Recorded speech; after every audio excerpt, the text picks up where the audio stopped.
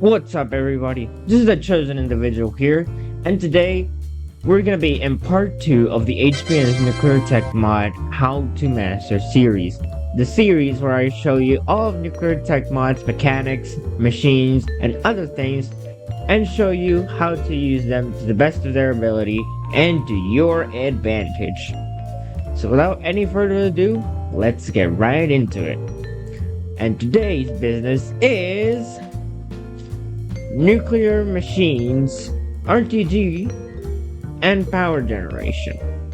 I know that title is a bit confusing, but you can see behind me that it's really not the big deal. So let's I just realized that piece of wall. Oh well, who cares? So there are many different types of machines that accept nuclear inputs in HBM's Nuclear Tech mod, and I divide them into two categories for the sake of unnecessary categorization. That being smelting and alloying, and energy generation. All of these are for energy generation, while all of those are for smelting. So let's get right into this. No more bullcrap, no more yapping. And the first thing we should probably talk about is fuels. Now, there are many different types of fuels for different machines, but for RTG machines, they're pretty much all the same. We have a total of 8, 9, 10. We have a total of 10 RTG units that we can use as fuel in our machines. So we'll go over them real quickly right now. The first one is the radium-226 RTG pellet, which is a good starter pellet, and it has a power level of 3. It decays to lead and has a radioactive half-life of 2,400 years. God damn, that's a long time. Oh, by the way, I'm gonna be saying radioactive half-life a lot here. So for those of you who don't know what radioactive half-life is, basically, let's say I have, for example, a gram of uranium, and that gram of uranium will have a certain radioactive half-life. And, well, after that half-life passes, half of the uranium in that pile will have decayed. Ow, Jesus Christ. It's a bit complicated, but that's basically what it is the time that it takes for a certain amount of radioactive material to decay and become an inert material. So yeah.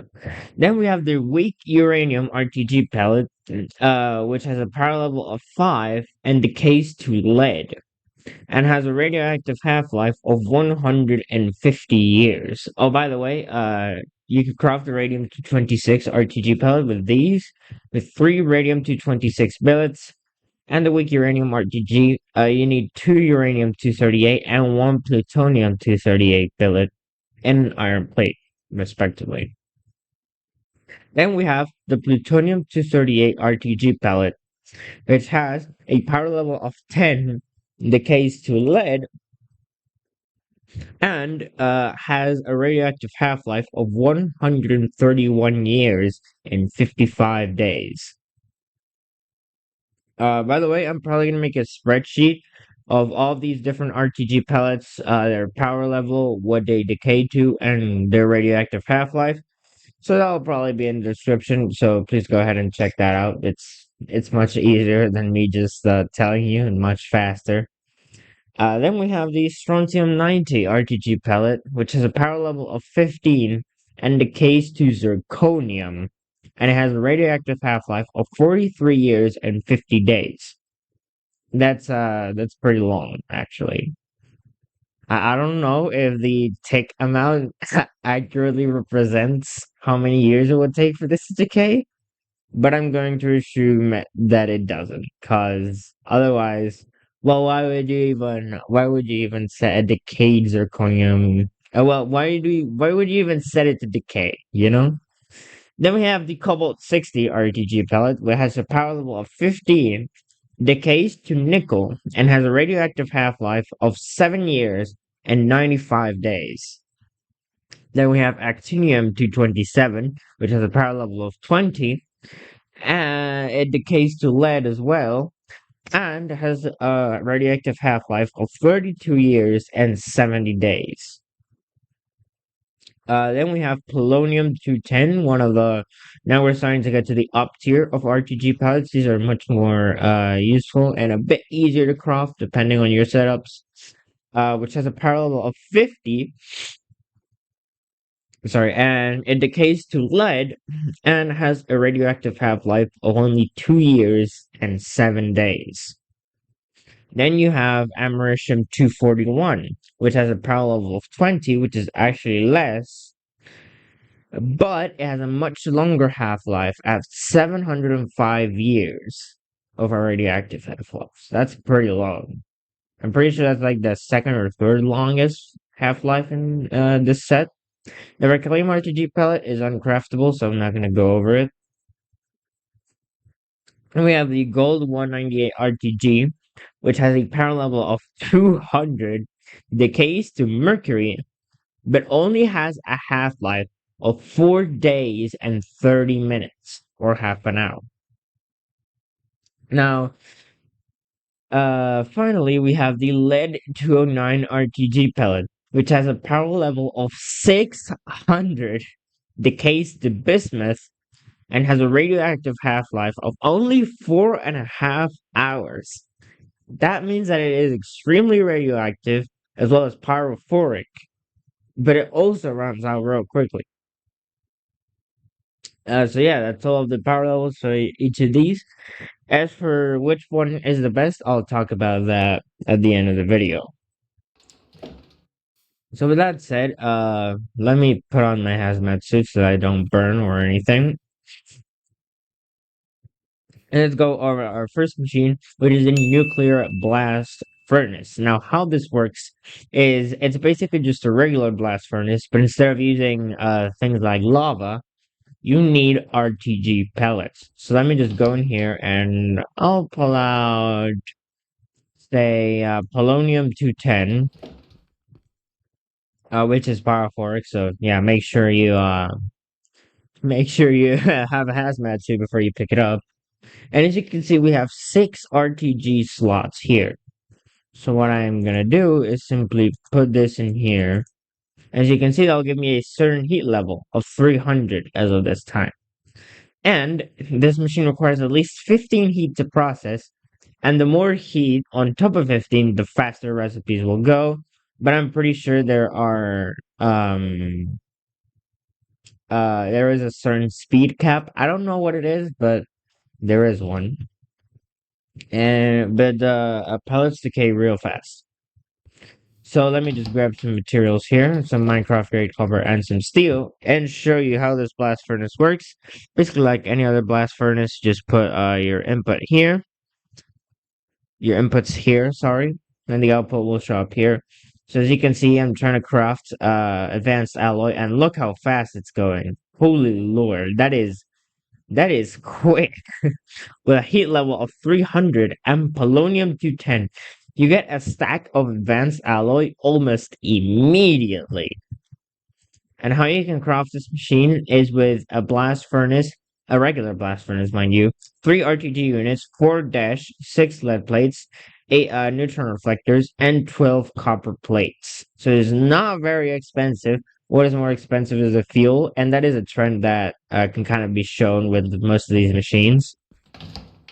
Let me just put this back here and go into our second machine, the RTG Furnace, which is pretty much like almost the best furnace in the game as of right now, without any other mods. If you just have a nuclear tag mod, this is probably the best.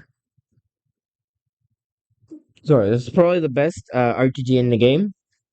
Sorry, the best furnace in the game. And as you can see, it works like a standard furnace. You can smelt items with it. But instead of fuel, it has 3 RTG slots.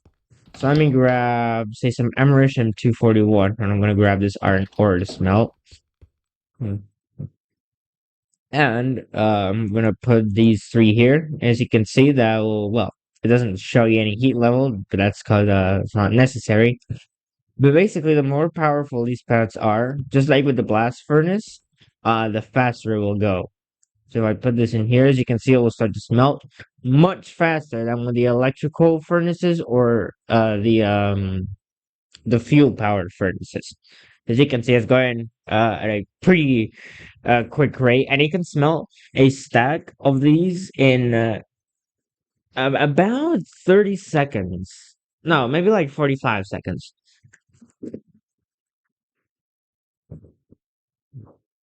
Doesn't take that long at all. And well, the fuel will slowly decay, but as long as you have a long-lived pellet, it is manageable to say the least. Let me just nope. Let me just grab these two. There we go. And finally, we have the nuclear furnace, which is another nuclear powered machine. It's basically the same as the RTG furnace, but a bit different. And I'd say this one is the better. Well, this one is. I don't know. I'd say it's the better one out of the two, but that is not really true when it comes to some aspects. You really have to look at the upsides and downsides here. Basically, what it does is you can smelt items with it, just like with a regular furnace, but instead you have to give it rod fuel. Now, as you can see, I have these 16 reactor grade plutonium quad rods here, and as you can see, it has a tag that says worth 120 operations in a nuclear furnace. So if I put one reactor grade plutonium quad rod in there, it'll give me 120 operations here, which is just one item. One operation equals one item. So so if I put it in there, as you can see, it will use it up, it'll turn it into an empty quad rod, and then we'll start generating these with a set speed. I don't think there's any way to increase it, but I'm not sure. As you can see, the operations will slowly start ticking down with each item you smelt. And I'd say this one, its fuel is much cheaper because for the previous two, the problem is that RTGs are kind of expensive and only use very select isotopes. But with this one, we can use the more common ones, like for example, thorium or uranium. As you can see, half a stack of items, and I have 88 operations left. So I can, with 120, I could almost smelt two stacks. Almost. Almost. And I'm pretty sure the one that has the most operations is uranium 235, and another one, I don't remember the name right now.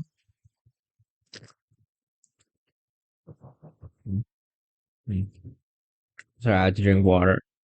So yeah, the nuclear power furnace is basically just the RTG furnace, but instead, Jesus, you have to use rod fuel. So just here, go in here, and there we go. Now that we have covered all these smelting machines, we can go over to the energy generation and other function machines. And first off, we have the radioisotope thermoelectric generator and radiolysis chamber, which is a mouthful. Basically, what it does it's a more efficient RTG generator, and additionally, you can do radiolysis with it, which allows you to get some different fluids from some fluids. It basically allows you to separate fluids, kind of, with RTG power, which there are very select recipes and they're very few and not very useful. But if you ever find yourself needing them, then this one, oh geez, I forgot to mention how to craft these two. The RTG furnace can be made with a furnace, three RTG units, six lead plates, four neutron reflectors, and two copper plates. And the nuclear furnace can be made like this with three steel plates, two lead plates, and three cast copper plates, and a furnace. Okay, quickly, back. You can craft these with four technetium or cadmium steel ingots, eight rubber, 12 lead plates, four cast copper plates, eight thermoelectric elements, and three steel tanks. As you can see, let me grab some more pellets. This time I'll choose. Let's go. Let's go gold 198. I like it. As you can see, if I put them here, they will start to decay. but they'll also start to generate energy. Now I have a spark energy source well connected to this, and as you can see how much power it's producing 400 kilo HEs per second of power. From two, four, six, eight, from 10 pellets, it produces that much. And of course, with higher power level, for example, lead 209, it produces a much higher amount. So that just tells you accepted in the current heat levels. And description says this RTG is more efficient than others and comes equipped with a radiolysis chamber for cracking and sterilization. Now, well, you just simply put your fluid input in there. Well, you put your fluid identifier here, sorry, in your input, and it will automatically craft them into two. I don't really know what this slot is for, so if anyone can help me out in the comments, that'd be greatly appreciated. But yeah, we'll just start generating power until the pellets fully decay, which, considering gold 198 is very short lived, it shouldn't take a long time at all. And then we have the RT generator. It's kind of a smaller version without the radiolysis chamber. And also what it does is generate energy. So as you can see here, we have a GUI, we have an inventory, some accepted pellets, a heat level, and an internal energy buffer. So if I grab, let's say plutonium 238, start putting it in here, as you can see, the heat level will start to rise and will start generating a certain amount of power. And if I fill this up completely with plutonium 238, it has a heat level of 150 and is producing 15 kilo ATs per second of energy, which is actually not half bad. I mean, in the later game, it'll kind of become redundant, but for now, it's pretty good. But it doesn't really justify the amount of materials you need. The amount of materials you need just to get the fuel. Because this is pretty cheap. I mean, all you need is 3 RTG units, 4 steel plates, 4 red copper, and a backlight bar, and 3 backlight bar. 3 backlight or polymer bars, sorry. And these allergies right now, dude, I can't even talk.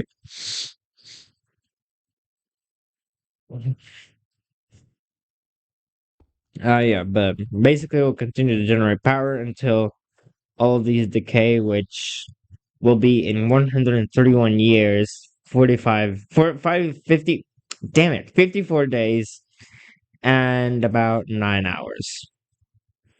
And then we have the final two, which are the radioisotope cell, which is pretty different actually. This one doesn't have a GUI, but instead you craft it with 3 lead plates, 3 plutonium 238, 2 thermoelectric elements, and an RTG unit. And once you place it down and connect it to whatever, it will start generating energy passively forever without having to worry about fuel decay. And it's generating currently, well, it always generates 14 kilo HEs per second of power, which is I mean, it's pretty low, but it will do its job. It'll do its job. And yeah, I already showed you how to craft it. And yeah, I'll just generate energy infinitely. And then the PT isotope cell is the upgraded version. You craft it, but it's much more expensive, mind you. You need 4 star metal ingots, 2 RTG units, 2 polonium 210, and tennessine powder, which you can only get with a cyclotron, and it will generate 50 kilo HEs per second, which is more than double, but it still really pales in comparison to other power generation methods. So yeah, it's kind of not really worth it to build any of these unless you really have to or want to. If you think that RTGs are a cool concept that has been really underexploited in HBM Nuclear Tech Mod. But yeah, those are all the energy generation machines. And now we get to the fun part of the video where I talk about the most efficient setups for all of these. Now, For these, let's start off with a nuclear blast furnace. And the most efficient setup for this would obviously be to set up some item ducts or an automatic item insertion if you want, an automatic item output, and simply fill it up with the most powerful pellets, lead 209. But it's also very expensive and it decays very quickly, so do be mindful of that. But the RTG furnace is more of the same. Input, input, no, input and output. It only outputs to the bottom, by the way. I figured that out the hard way. Oh man, I hate these allergies. And finally, for the nuclear furnace, more of the same. Input, output. You can have a fuel input if you want, because although these operations might seem like a lot, in reality they run out a lot faster than you might think.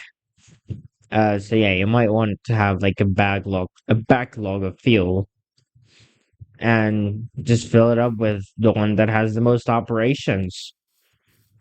It doesn't really matter otherwise. For the RTG and Radiolysis chamber, just fill it up with the best pellets, provided you want to generate the most energy. And for radiolysis, doesn't really matter. It'll be fast, whether you have gold 198 or freaking starter pellets. For the RT generator, you don't want to fill it up with the best. I'll make that clear right off the bat. And the reason for that is, well, let me just show you because it's kind of funny actually. As it turns out, this machine actually has a heat cap. So if I grab lead 209, which is the most powerful pellet, and somehow...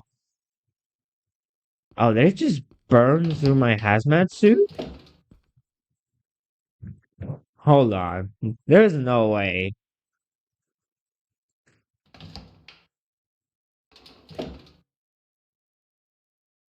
No.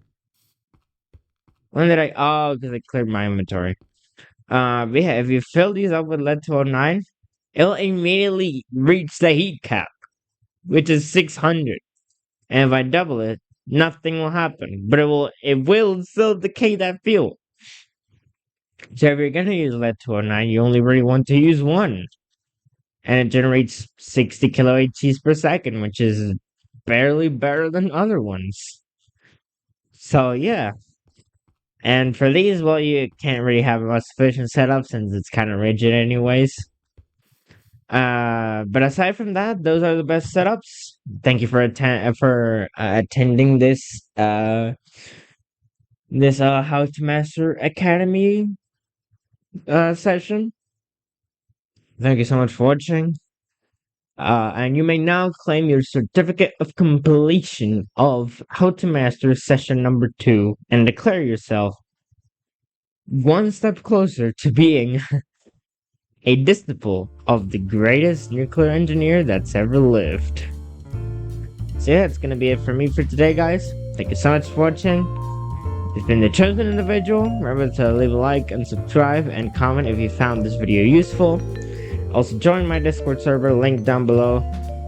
And I'll see y'all next time. Peace out, gamers.